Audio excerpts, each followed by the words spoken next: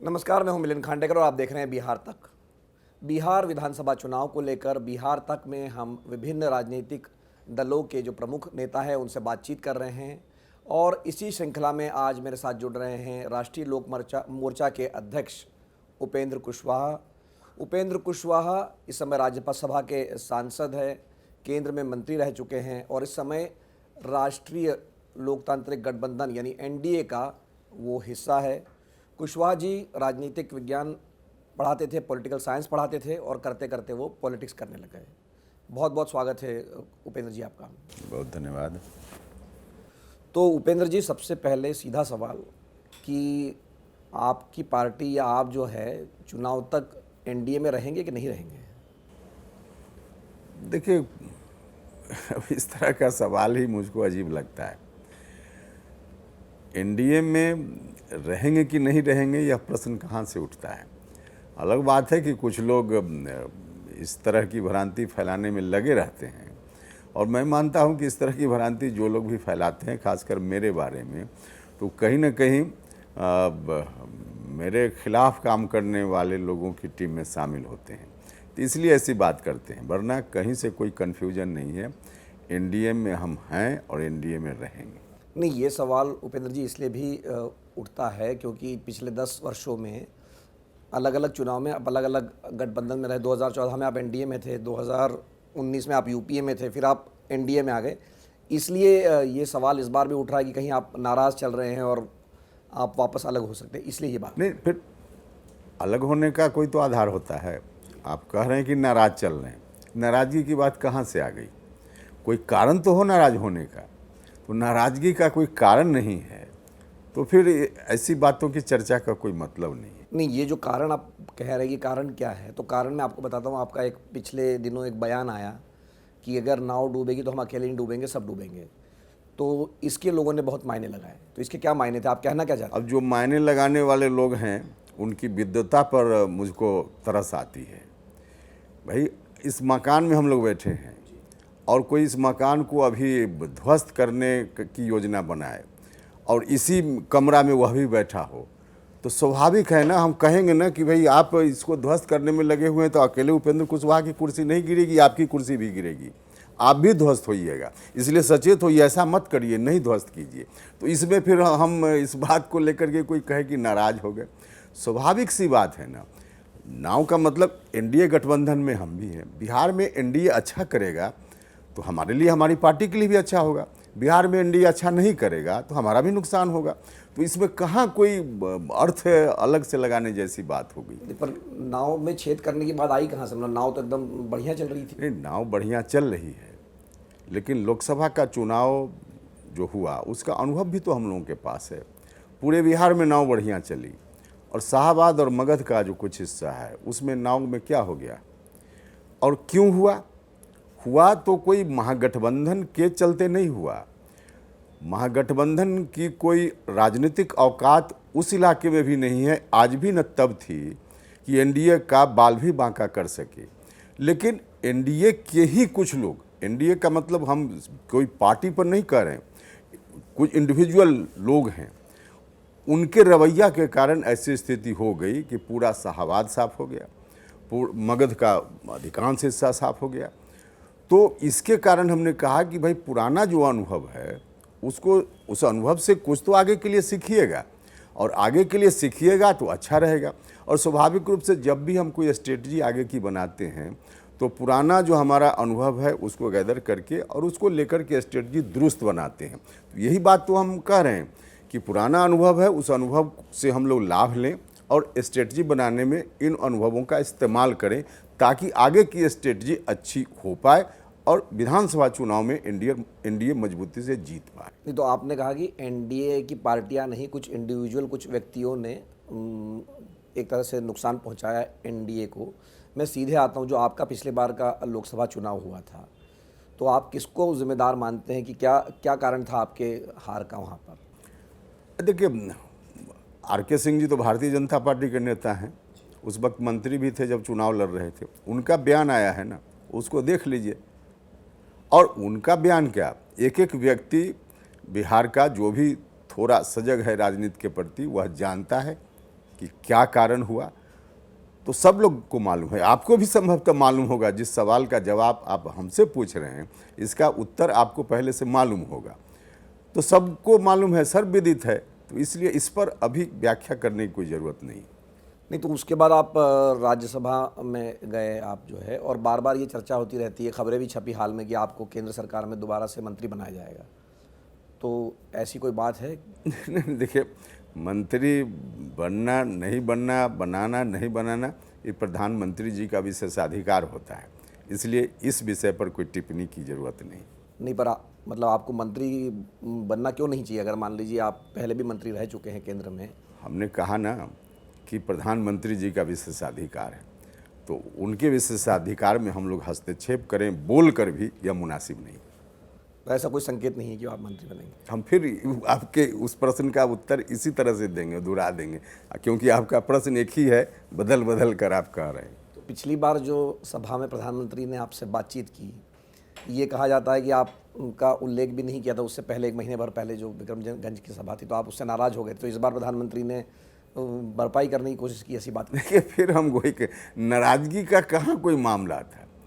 जिस इशू की आप चर्चा कर रहे हैं, कोई इशू है ही नहीं।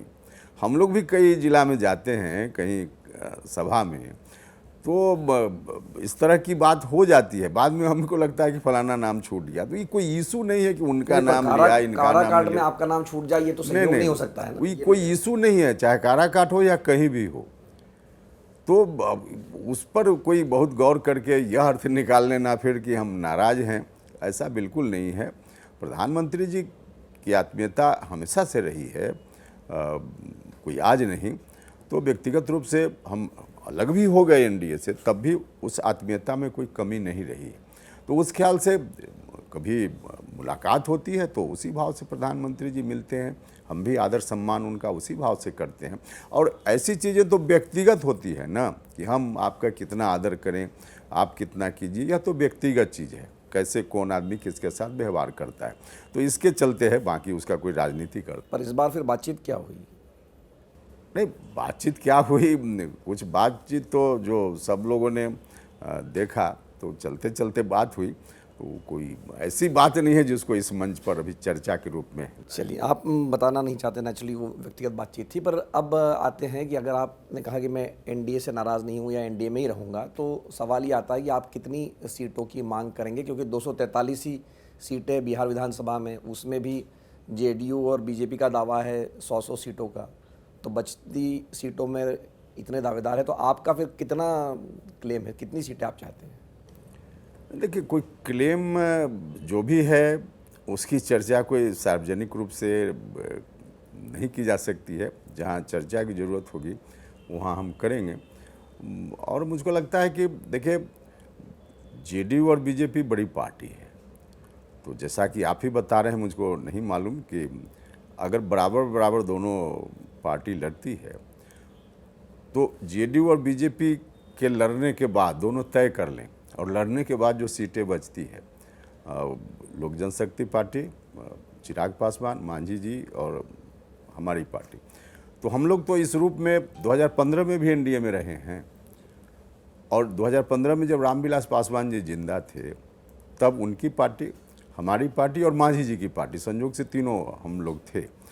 तो जिस अनुपात में हम तीनों के बीच उस समय सीटों का बंटवारा हुआ, जेडीयू और बीजेपी के करने के बाद जो सीटें बचती हैं, उसमें उसी अनुपात में बंटवारा हो जाए, इस तरह की बात हो सकती है। हम सीधे कोई फार्मूला नहीं बता रहे हैं, लेकिन एक हम इस रूप में बता रहे हैं कि इस तरह से रास्ता निकल जाएगा, कोई ऐसा नहीं है कि उसमें कोई बहुत कठिनाई आएगी। मतलब आप ये कह रहे हैं जो तीनों बची हुई सीटें, ये तीनों पार्टियों में बराबर बांट दी? नहीं, बराबर बांटने की बात, जिस अनुपात में उस वक्त बटी थी। नहीं, पर उस समय तो जेडीयू एनडीए का हिस्सा नहीं थी, उस समय की बात। हमने कहा ना कि बचने के बाद जो सीट बचेगी, तो हम तीन तो थे ना उस समय, रामविलास पासवान जी, मांझी जी और हमारी पार्टी, हम तीन थे। तो हम तीनों के बीच जो अनुपात था, उस अनुपात में सीटें बांटी जा सकती है।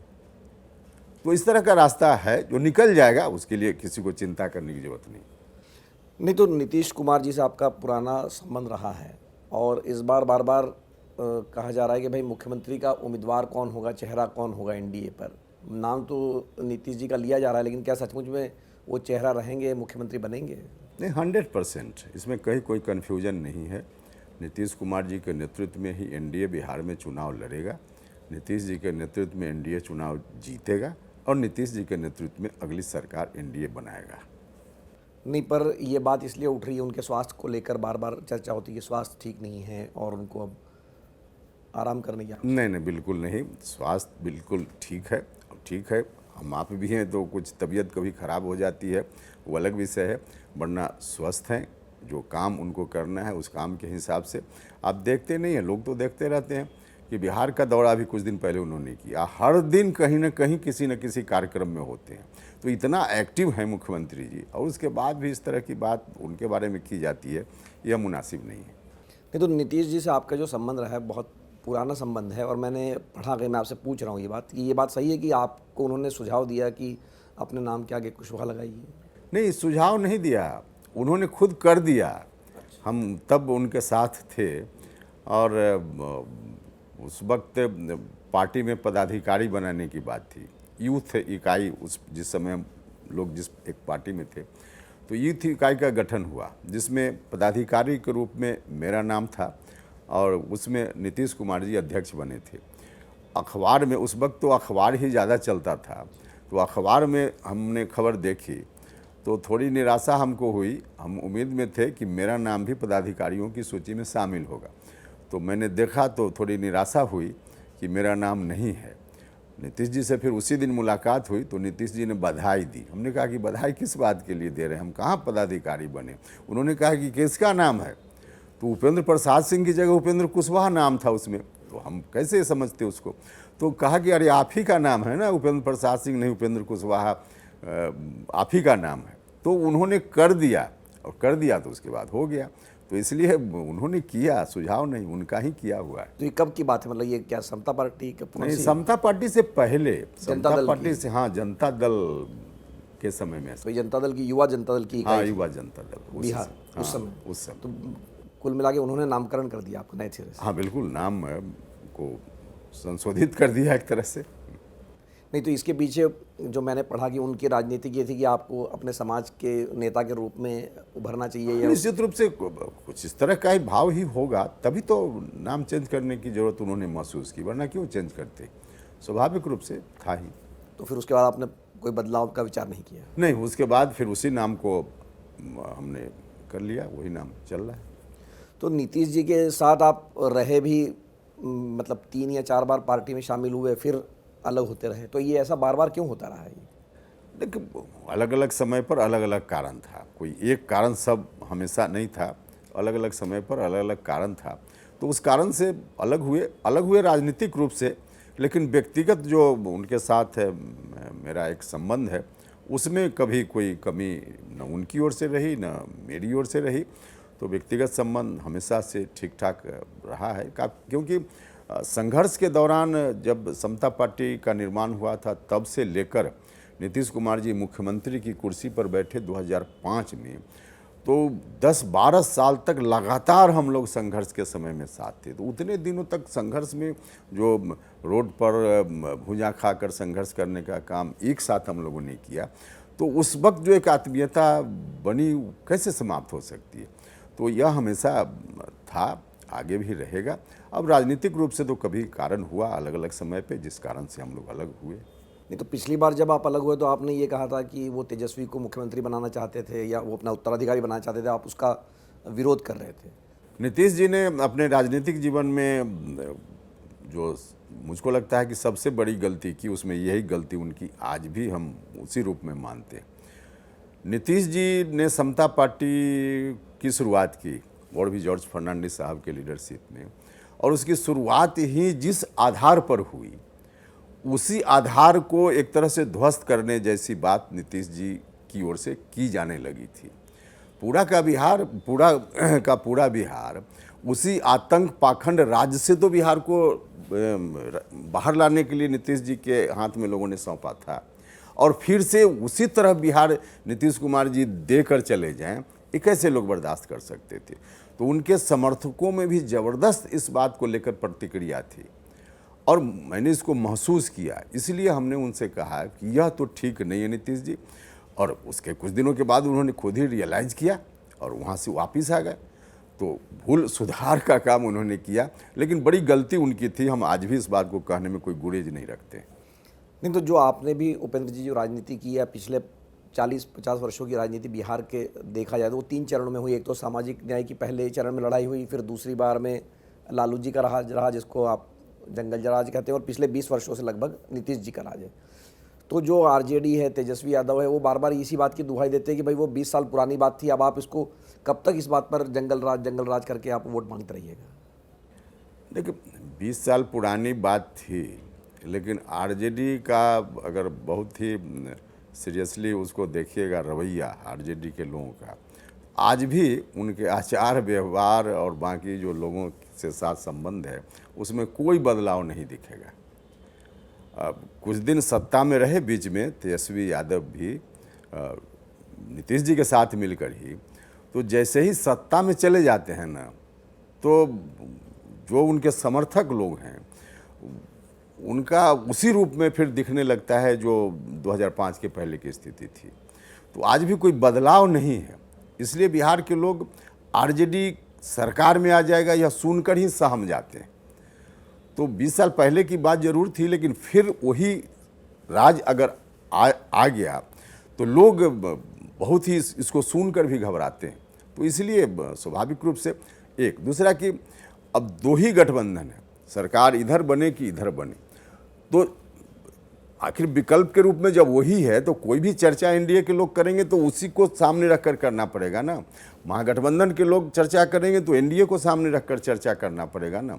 तो इसलिए ऐसी बात होती है और यह बिल्कुल स्वाभाविक है। नहीं, तो इस बार ऐसी चर्चा है और नेताओं को भी शामिल करवाया जा रहा है कि भाई आरजेडी कुशवाहा समाज के लोगों को बड़े पैमाने पर टिकट देगी, ताकि ये जो धारणा बनी हुई है कि एक समाज विशेष, देखिए इससे कोई फर्क नहीं पड़ेगा कि 2-4 लोग इधर से उधर चले गए।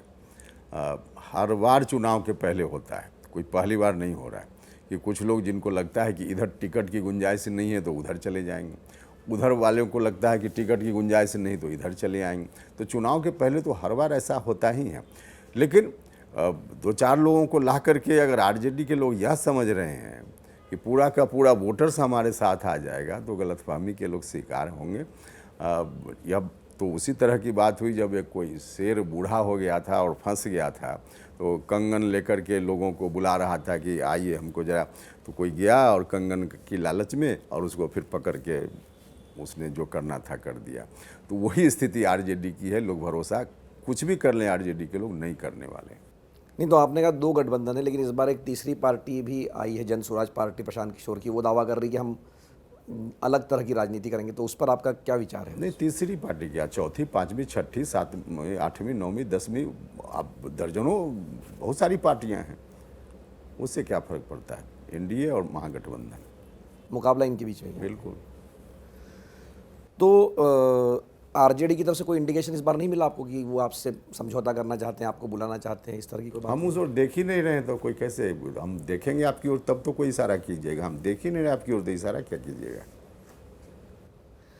तो एक और चीज़ जो मुझे बिहार के, मैं सभी नेताओं से भी सवाल पूछता हूँ, आप चूँकि शिक्षक भी हैं, रहे हैं और शिक्षक तो हमेशा रहते हैं, कि बिहार अभी भी देश का सबसे पिछड़ा हुआ राज्य क्यों है? जब मैं कह रहा हूँ 20 साल से नीतीश जी का शासन है, अभी भी प्रति व्यक्ति आय में सबसे कम है देश में, और भी जो पैरामीटर्स आप देखेंगे उसमें काफ़ी नीचे। वो ठीक है, ग्रोथ बहुत तेज़ी से हो रहा है, लेकिन बेस ही इतना कम है।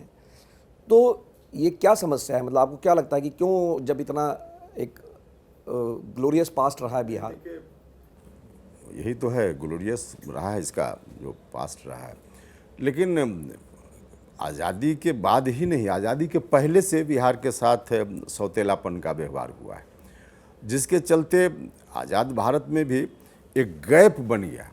जो बाकी देश के अन्य राज्य हैं और बिहार, इतना बड़ा गैप है कि लगातार कोशिश के बाद भी उस गैप को भरने में अभी तक हम सफल नहीं हुए।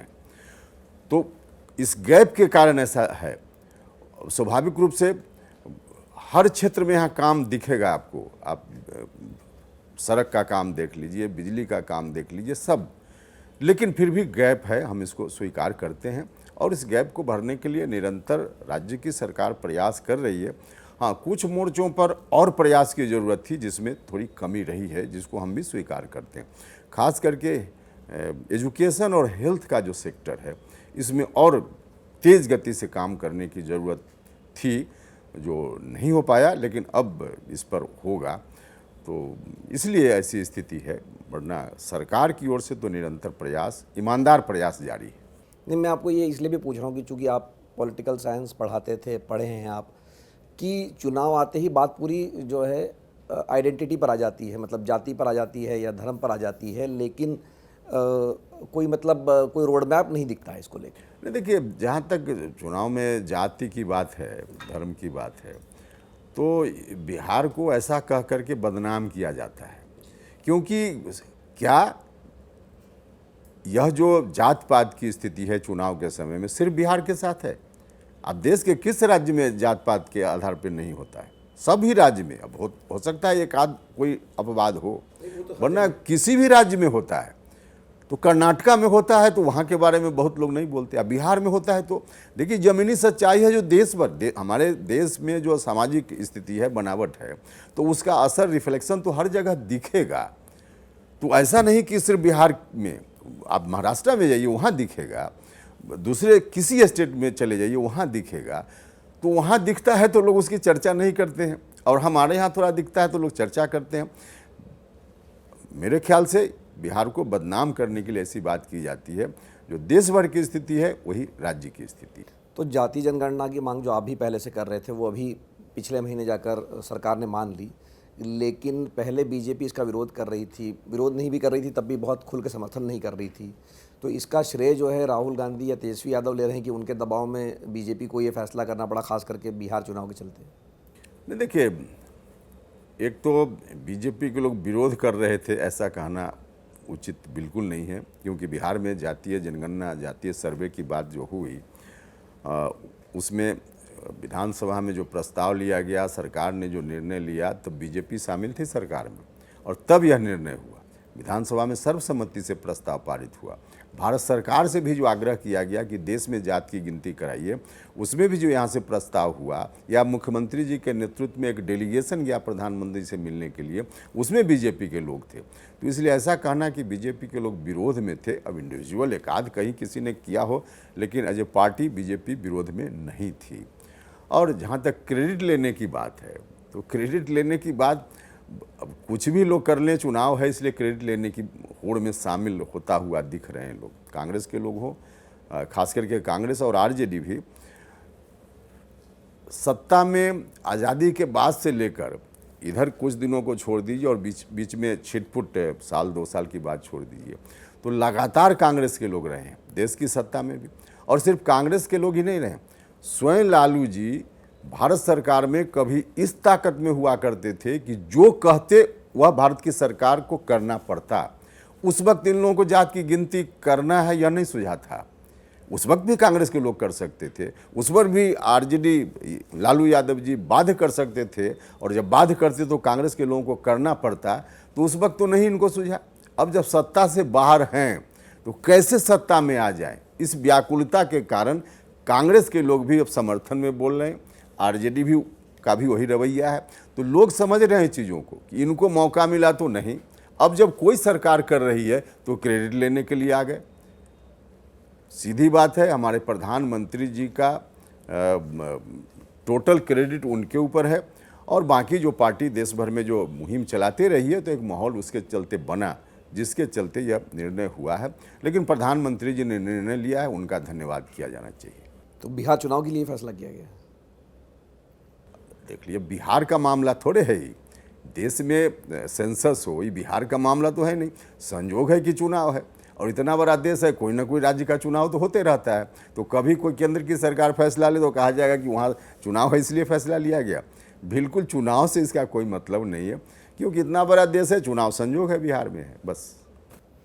तो जो एक और मामला आप इससे जुड़ा हुआ जो उठा रहे परिसीमन का, जो मैं दर्शकों को बता दूं कि जनगणना के बाद में लोकसभा का 2026 तक जो सीटें हैं वो फ्रीज हो रखी है, जो संशोधन हुआ था संविधान में, और अब वापस नए सिरे से जो जनगणना होगी उसके बाद सीटों की संख्या बढ़नी है, उसका नक्शा बदलना है, तो उपेंद्र कुशवाहा जी ये मामला उठा रहे हैं कि बिहार के हक में या उत्तर भारत की अगर मैं बात करूं कि वहाँ सीटों की संख्या बढ़ेगी क्योंकि वहाँ आबादी बढ़ गई है। तो आप ये कह रहे हैं कि 60 सीटें हो जाएंगी बिहार में, लेकिन दक्षिण भारत के राज्य ये कह रहे हैं कि भाई अगर आपने परिवार नियोजन नहीं किया बिहार में तो हमारा पॉलिटिकल खामियाजा हम इसका क्यों भुगतें? देखिए, दक्षिण के लोग जो भी तर्क दे रहे हैं बिल्कुल बेबुनियाद तर्क है उनका। उनकी आबादी जब बढ़ रही थी तब तो परिसीमन उनको अच्छा लग रहा था। परिसीमन हम चाहते हैं तो यह हम किसी की कृपा नहीं चाहते। हमारे संविधान ने हमको यह अधिकार दिया। संविधान जब बना तो उस संविधान में लिखा गया कि हर 10 साल पर देश में जनगणना होगी और उस जनगणना में जो आबादी के आंकड़े आएंगे उसके आधार पर सीटों का निर्धारण होगा। 1951, 61 और 71 3 बार की जनगणना के आधार पर परिसीमन हुआ और पहली बार 494, फिर 522 और अंतिम में 1971 की जनगणना के आधार पर 543 लोकसभा क्षेत्रों की संख्या देश में निर्धारित की गई। तो आप देखिएगा आबादी का आंकड़ा, तो देश में जब से जनगणना की शुरुआत हुई है 1881 तब से लेकर आज़ादी के समय तक लगभग 150 साल लगातार दक्षिण के राज्यों की आबादी बढ़ी और 61 से लेकर 71 तक भी बढ़ी हुई आबादी ही वहाँ थोड़ा सा 71 में कम हुआ पहले के कंपैरिजन में, लेकिन उस समय उनकी आबादी तेज़ गति से बढ़ी और तब हमारी आबादी नहीं बढ़ी थी। तब बिहार और बिहार के अगल बगल के जो राज्य हैं उनकी आबादी नहीं बढ़ी थी, बल्कि वो 150 साल में तो आबादी और कम ही हो गई थी। और इसका कारण भी था, अंग्रेज़ों के आतंक के शिकार हम सबसे ज़्यादा हुए, हमारे यहाँ अकाल की स्थिति सबसे ज़्यादा हुई, महामारी के चलते हम ज़्यादा प्रभावित हुए, तो तब हमारी आबादी नहीं बढ़ी बल्कि घट गई। तो जब हमारी आबादी घटी और उनकी आबादी बढ़ गई तो उस समय 61 का परिसीमन उनको उचित दिखा, 71 में भी कोई दिक्कत नहीं थी। अब बाद में जब हमारी आबादी अब बढ़ने लगी, हम मानते हैं कि हमारी आबादी बढ़ी है, तो अब आबादी बढ़ी है तो हमारा संविधान कहता है कि आबादी के अनुरूप परिसीमन होना चाहिए।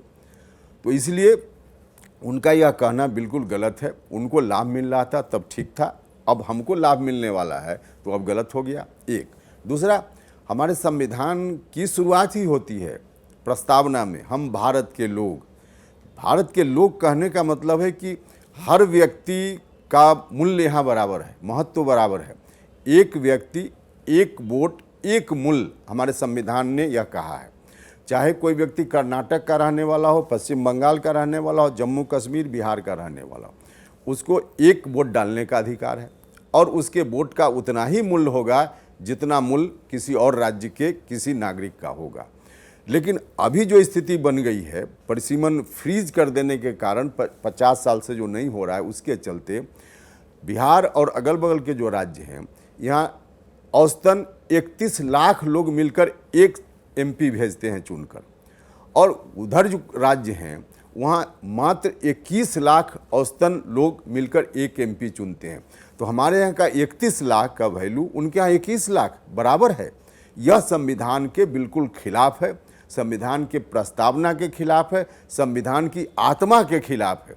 इसलिए हम अपने संवैधानिक अधिकारों की बात करते हैं, हमको यह अधिकार मिलना चाहिए। नहीं, पर जो दूसरा पक्ष है वो ये कहता है कि इससे देश टूट जाएगा, मतलब बंटवारा हो जाएगा अगर इस तरह की बात होगी तो। कैसे देश टूट जाएगा? देश टूटने की बात अगर कोई कर रहा है तो देशद्रोही बात होगी। देश, जब संविधान हमारा जो कहता है उसको कैसे ये इसका मतलब संविधान में संविधान पर कोई आरोप लगा रहा है, बिल्कुल गलत बात है। देश टूटने जैसी कोई बात नहीं है, इसमें देश टूटने का कहाँ सवाल पैदा होता है। संविधान ने जो अधिकार दिया वो अधिकार हम, मतलब उत्तर भारत का दबदबा और बढ़ जाएगा। पहले से ही उनका आर्ग्यूमेंट ये है कि पहले से ही मान लीजिए बिहार ने आपने कहा 60 सांसद भेज दिया, अभी 40-39 जा रहे, तो फिर तो और दबदबा बढ़ जाएगा, ये उसका आर्ग्यूमेंट दिया जाता है। देखिए हमारे यहाँ संघीय व्यवस्था है और इस व्यवस्था में किसी का दबदबा का बढ़ जाएगा उस रूप में ऐसा नहीं कहा जा सकता। हाँ, राजनीतिक रूप से थोड़ी ताकत जरूर बढ़ती है, जो आज भी है। सामान्य तौर पे एक आध घटना को छोड़ दीजिए तो इन्हीं राज्यों के लोग प्रधानमंत्री बन रहे हैं, तो यह तो आज भी है। तो इस स्थिति को तो सब लोगों ने मिलकर कबूल किया, तभी तो संविधान हमारा बना। तो ऐसी स्थिति तो है और इसमें कोई दिक्कत भी नहीं। ऐसा थोड़े है कि यहाँ से एमपी की संख्या ज़्यादा हो जाएगी तो सब एमपी लोग डंडा लेकर के कर्नाटक चले जाएंगे, वैसा तो नहीं है ना। ये तो मिल बैठ करके शासन चलता है ना।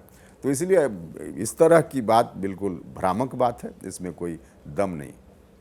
एक और जो मुद्दा है, मैं अंत में आपको उस तरफ ले जाना चाहता हूँ कि जो शराबबंदी नीतीश जी ने की है, तो उस पर आपकी क्या राय है? उससे राजस्व का नुकसान होता है, ऐसी बात कही जाती है, और मतलब वो राजस्व के नुकसान से जोड़कर इसको नहीं देखा जाना चाहिए। ये आदमी के चरित्र का सवाल है और इससे कई तरह की परेशानी होती है। शराब अगर बंद नहीं हो तब तो उन परेशानियों से बचने की कोशिश है। इससे समाज का, व्यक्ति का नैतिक ह्रास, हर तरह से कहीं आर्थिक रूप से नुकसान, तो इससे बचने का उपाय है। और गांधी जी ने भी कहा था कि शराब नहीं पीना चाहिए और सब लोग मानते हैं। हम आप कोई भी व्यक्तिगत रूप से हम मानते हैं कि शराब अच्छी चीज़ नहीं है। हम भले कितना भी शराब पिए, लेकिन हमको अगर अपने घर में किसी लड़की, बेटी, किसी की शादी करनी हो तो हम आप भी बहनोई, दामाद शराबी नहीं खोज सकते, जबकि हम खुद शराब पीते हो फिर भी नहीं खोजते। क्यों? इसलिए कि शराब पीना अच्छा नहीं माना जाता, बिल्कुल अच्छा है भी नहीं। तो उस दृष्टि से सरकार ने किया है, तो उसको राजस्व से जोड़कर नहीं देखा। नहीं, पर एक बात ये कही जाती है कि भाई शराबबंदी है लेकिन होम डिलीवरी, और मतलब शराब मिल रही है लेकिन शराबबंदी है, सरकार उसको अमल में नहीं ला पाती है। अच्छा, कोई भी कानून सिर्फ सरकार के चाहने से 100% सफल हो जाएगा? कभी नहीं सफल होगा। जब तक आम लोग नहीं चाहेंगे तब तक सफल नहीं होगा। सरकार ने अच्छा प्रयास किया है, लोगों को सहयोग करना चाहिए। अब लोग सहयोग नहीं करेंगे तो कैसे उसमें भारी सफलता मिल जाएगी? आप शराबबंदी की बात तो छोड़ दीजिए, कोई कानून लोगों के सहयोग के बिना नहीं सफल हो सकता है। सरकार ने ईमानदार प्रयास किया है, मुख्यमंत्री जी ने अच्छा काम किया है। आम लोगों से हम तो बार बार कहते हैं कि सब लोग मिलकर सहयोग कीजिए तो यह अच्छा काम सफल होगा, वरना कठिनाई तो है, इसको हम स्वीकार करते हैं। एक आखिरी सवाल है मेरा कि क्या विधानसभा चुनाव लड़ेंगे इस बार? व्यक्तिगत रूप से देखिए, आपको भी मालूम है, सब लोगों को मालूम है, हमारे संविधान ने 4 ही सदन देश में बनाए, 2 दिल्ली का सदन और 2 राज्य का सदन। तो लोगों की कृपा है कि चारों सदन में जाने का मुझको अवसर मिल चुका है, इसलिए विधानसभा लड़ने की कोई बात मेरी ओर से नहीं। आपकी ओर से नहीं, लेकिन आपकी पार्टी चाहेगी तो? नहीं, वैसा वो तो राजनीति में अपनी बात को कहने का तरीका होता है। पार्टी क्या चाहेगी? जो हम चाहेंगे वही पार्टी चाहेगी। व्यवहारिक बात यही है। तो यह हम कह दें अपनी बात को दूसरे तरीके से कि पार्टी चाहेगी, हमारे मन में होगा तो हम कह देंगे कि पार्टी चाहेगी। नहीं, चिराग पासवान जी आजकल ऐसा ही कहते हैं कि बाकी लोग क्या कहते हैं वो उनका विषय है, लेकिन हमने कहा कि चुनाव हमको नहीं लड़ना है। तो एक और जो मतलब चिराग पासवान जी की चूँकि बात हो रही है कि वो भी सक्रिय है बिहार में चुनाव लड़ने की, उनकी भी बात हो रही है, उनकी पार्टी कम से कम कह रही है, जैसे मैं कह रहा हूँ, तो वो भी एक बार एनडीए में एक और एलआई बढ़ गया है इस तरह से। नहीं, तो चुनाव लड़ना चाहे तो एनडीए में तो है ही, लोकसभा में है। अगर विधानसभा चुनाव उनकी पार्टी चाह रही है या खुद चाह रहे हैं तो इसमें क्या कठिनाई है? कोई दिक्कत तो है नहीं। तो उनके बारे में क्या राय है आपकी, मतलब कि उनको उनकी राजनीति के बारे में आप क्या सोचते हैं? क्योंकि वो भी मुख्यमंत्री बनने की कहीं ना कहीं आकांक्षा रखते हैं, हर आदमी रखता है जो राजनीति में होता है, लेकिन इस बार वो सक्रिय दिख रहे हैं। नहीं, तो ठीक कह रहे हैं आप कि जो भी राजनीति में है वह चाहता ही है। और राजनीति में क्या, बाकी जैसे आप मीडिया में हैं तो आप चाहिए कि मीडिया में ऊंची से ऊंची जगह पर जाएं, तो आकांक्षा रखना इसमें कहाँ कोई बुराई है। लेकिन हाँ, उसके लिए कोई हड़बड़ी करने से तो होता नहीं, जो तरीका है उसी तरीका से हो पाएगा। तो चिराग जी भी सक्रिय हैं उस रूप में, तो क्या कठिनाई है? उसमें कोई कठिनाई तो है नहीं। बहुत बहुत धन्यवाद उपेंद्र कुशवाहा जी। तो हमारे साथ जुड़े थे राष्ट्रीय लोक मोर्चा के अध्यक्ष उपेंद्र कुशवाहा जी। लंबी बातचीत की उन्होंने बिहार विधानसभा चुनाव को लेकर, और जो अटकलें हैं उन पर एक तरह से विराम लगाया कि वो कहीं नहीं जा रहे हैं, वो एनडीए में ही बने रहे हैं, और ये बातें जो उड़ाई जा रही है कि वो नाराज़ है, ऐसी कोई बात नहीं है। एक और बात उन्होंने कही कि वो खुद विधानसभा चुनाव नहीं लड़ने जा रहे हैं। एक बार फिर से ये इंटरव्यू देखने के लिए आपका बहुत बहुत धन्यवाद। अगर आपके कोई सवाल है तो वो कमेंट बॉक्स में टिप्पणी भेजिए, हम उसका जवाब देने का प्रयास करेंगे। ये इंटरव्यू अगर आपको पसंद आया तो उसको लाइक कीजिए, शेयर कीजिए। एक बार फिर से बिहार तक देखने के लिए बहुत बहुत धन्यवाद। नमस्कार।